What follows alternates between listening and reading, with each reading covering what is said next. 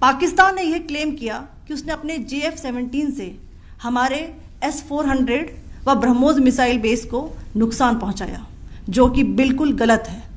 दूसरा, उसका ये भी मिस इन्फॉर्मेशन कैंपेन था कि हमारी एयरफील्ड्स जो कि सिरसा, जम्मू, पठानकोट, बठिंडा, नलिया और भुज में है, ये उसका मिस इन्फॉर्मेशन भी बहुत गलत है।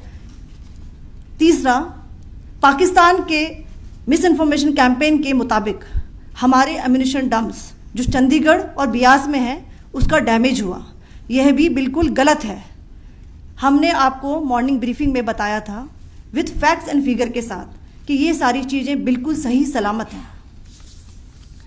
अब मैं आपको बताना चाहती हूँ कि पाकिस्तान के एक प्रेस कॉन्फ्रेंस में ये बात की गई थी कि उनके सीनियर मिलिट्री ऑफिसर्स जो कि पूरी तरह से ये भ्रामक हैं और तथ्यों से दूर हैं कि पाकिस्तान की ओर से ये झूठा आरोप भी लगाया जा रहा है कि भारतीय सेना ने मस्जिदों को नुकसान पहुंचाया। मैं इससे बिल्कुल स्पष्ट करना चाहती हूं कि India is a secular nation और हमारी सेना भारत के कॉन्स्टिट्यूशनल वैल्यूज़ की एक बहुत प्यारी झलक है। इंडियन आर्म्ड फोर्सेस ने पाकिस्तान को बहुत भारी नुकसान पहुंचाया, उनके मिलिट्री इंफ्रास्ट्रक्चर्स को, चाहे वो लैंड एसेट्स हों या फिर उनके एयर एसेट्स। यही नहीं, इंडियन आर्म्ड फोर्सेस ने पाकिस्तान की एयरफील्ड्स स्कर्दू, जकोबाबाद, सरगोदा और बुलारी को बहुत नुकसान पहुंचाया।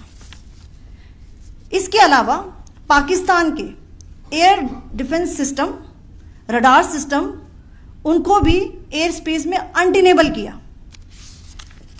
यह भी बताना चाहती हूं कि लाइन ऑफ कंट्रोल के पास पाकिस्तान के command and control logistic installations और उनके मिलिट्री इंफ्रास्ट्रक्चर्स, मिलिट्री पर्सनल्स का इतना भारी नुकसान हुआ कि पाकिस्तान की ऑफेंसिव व डिफेंसिव कैपेबिलिटी को नष्ट कर दिया गया। अंत में मैं फिर से ये बात दोहराना चाहूँगी, इंडियन आर्म फोर्सेस पूरी तरह से तैयार है, सतर्क है और भारत की संप्रभुता और अखंडता की रक्षा के लिए पूरी तरह से कमिटेड है।